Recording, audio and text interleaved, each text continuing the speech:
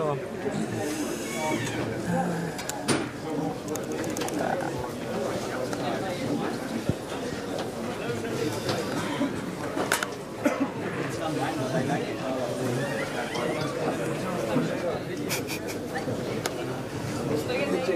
dit qu'on va aller voir JC Déco.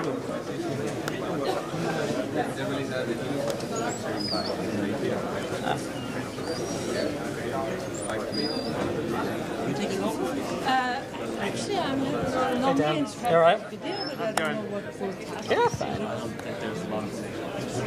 But you are done now? I mean, Better than most of the laptop's already connected. This isn't my laptop.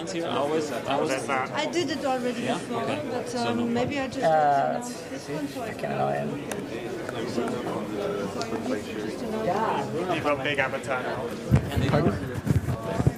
Big avatar now. I would like to try to contact Sebastian because he insisted that I should do this. That you should do video? But there's nothing to do, so You can try to call him on IRC.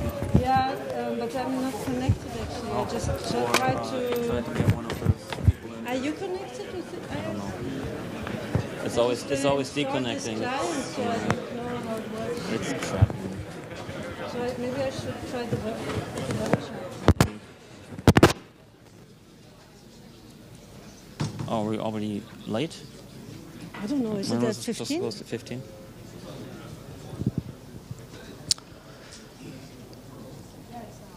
Yeah, so, okay, everyone. We're running a bit late because the last talk was a bit over time. Grab a seat and welcome our next speaker.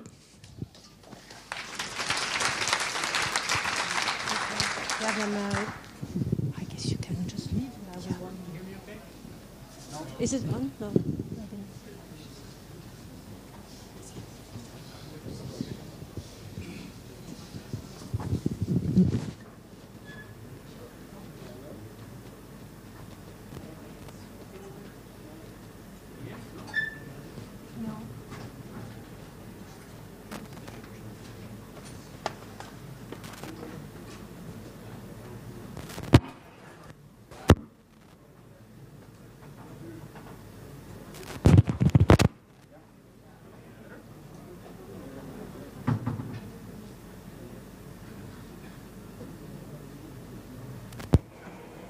That's bad because they can't. Seems to be. Hello? Is that working? Yeah. Cool. Are you okay like that? Yeah, I'll be fine. Okay, hi. I'm Nathan Hughes. I'm an undergraduate student at Aberystwyth University, and I'm currently on an industrial placement at the MPPC, which is the National Plant Phenomics Centre in Wales. And this is a project I've been working on. It's an open gravimetric phenotyping system, which essentially is an automatic system that waters plants and makes sure they don't die. So yeah, like I said, it's an automated system. It records biomass growth and water usage in plants. It records all its data automatically into a MySQL database, and it has the capacity to augment with loads of other cool sensors and that sort of thing, like temperature sensors, salinity sensors, that sort of thing. So one of the cool things I'm working on at the minute with it is automatically putting your data into a usable form so that the end user can see what's going on. This graph over on the right is water usage for a plant for the last 10 or so days. And it's really handy because you can see on day 4, I turned off the watering tap, and this let me know because I could see, oh, there's something missing. This is the web interface for everything that lets you change details on plants that are on your system. And yeah, it's all written in Python using WebPy. So the system as a whole is controlled with a whole network of Raspberry Pis. Oh, the pictures haven't come through great. But so in this one here on the left, you have a master Pi, which network boots a load of Pi nodes and SSHs into them, and gives hardware instructions of what to do. All of the control software is all written in Python, but the low-level hardware control is all done in pure C. And I think the big question is, why would you want a system like this? If you want to keep plants alive is the big thing. If you wanted to do any sort of research on plants and create data which is very accurate, and you don't want to stand there 24/7 recording things by hand. People, also the other thing, you want an automated system because people make mistakes.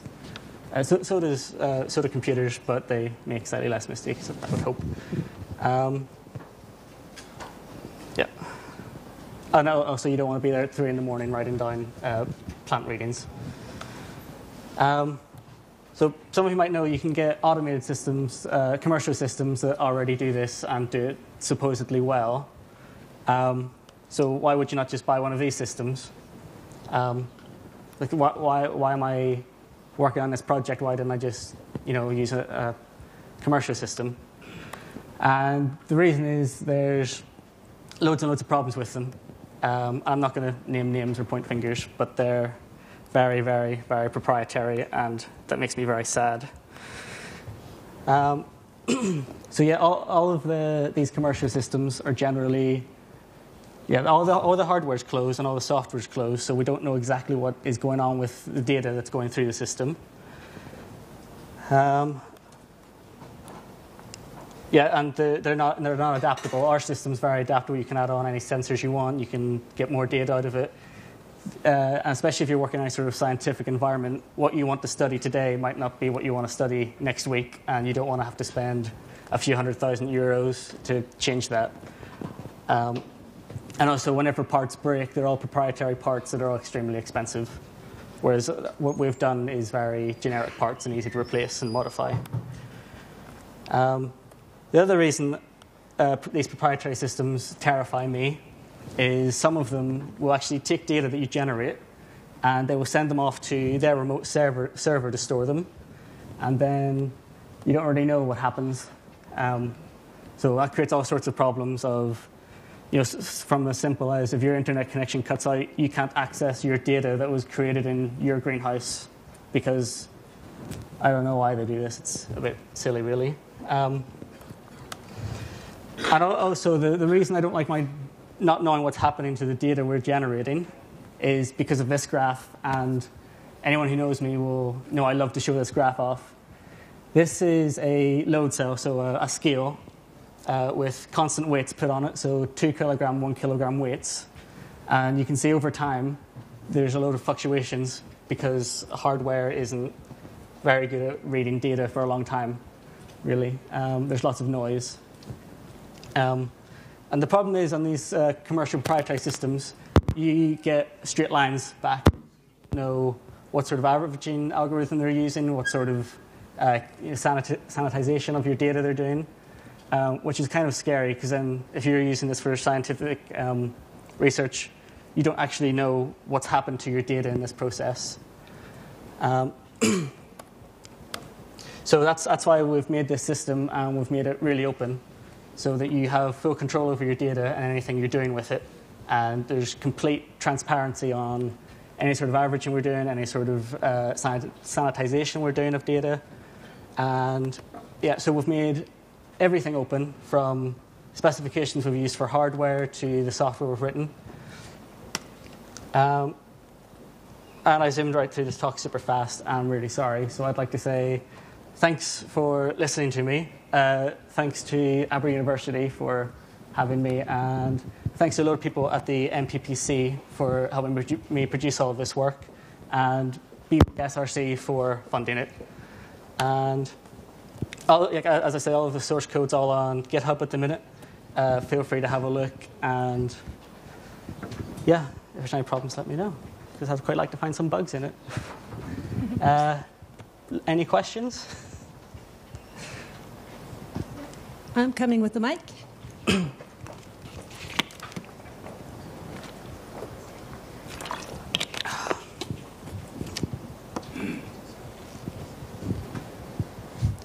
Hello. Are you using any sort of well-defined data formats for exchanging, for sending the data around the system? So, for example, is there a common format that would already exist for communicating data about plants and moisture and things like that you're using, or is everything sort of new and different? Yes and no. I know there's quite a lot of, I think it's isotab formats they're trying to keep data organized in, and a few things like I'm not 100% on that. But I know they're trying to, but it's very unorganized at the minute. Yeah. Hi, you said that the proprietary solutions are very expensive. I'm just curious, the setup that you've got going at home, how much did you totally spend on it? How much have we spent on it? Well, there's been a couple of iterations of it, but I would say you're talking 1/10 of what a commercial system would be. So whereas a commercial system you might have spent upwards of a few €100,000, our system's definitely well under 100,000, probably quite a lot under. But I couldn't give you an accurate number, unfortunately. Which sensors are at the moment deployed in your greenhouse? What sensors? In the greenhouse, there's a lot of sensors. So we'll have air humidity, air temperature, those sorts of sensors. In gravimetrics itself, in its pure form, all we have is we have load cells, and yeah, it's pretty much just weight we're focused on for sensing at the minute. But there's a lot of capacity to add and augment more on, depending on what an experiment will want to find out, really.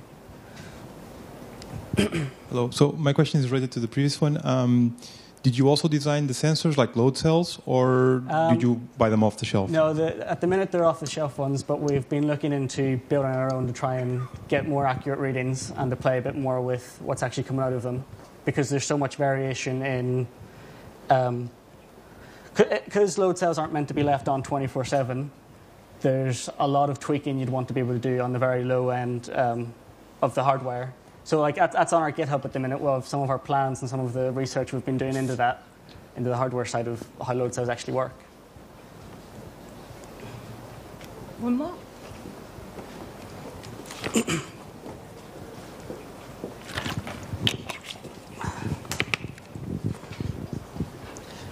Me again. So, do you have an API for this data, or can it only be accessed through a web interface? And did you think about using something like Grafana, for example, so you don't actually have to write the plotting and website, so you just bothered about data collection?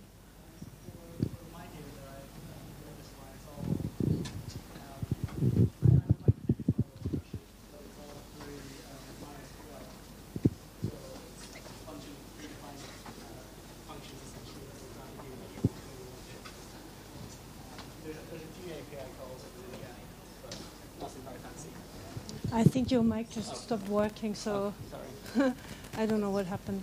But, yeah, it's off, or I think so. yeah, it's not working anymore. So maybe his mic is not working anymore. So if you have more questions, then you just meet him outside. Thanks a lot for your talk.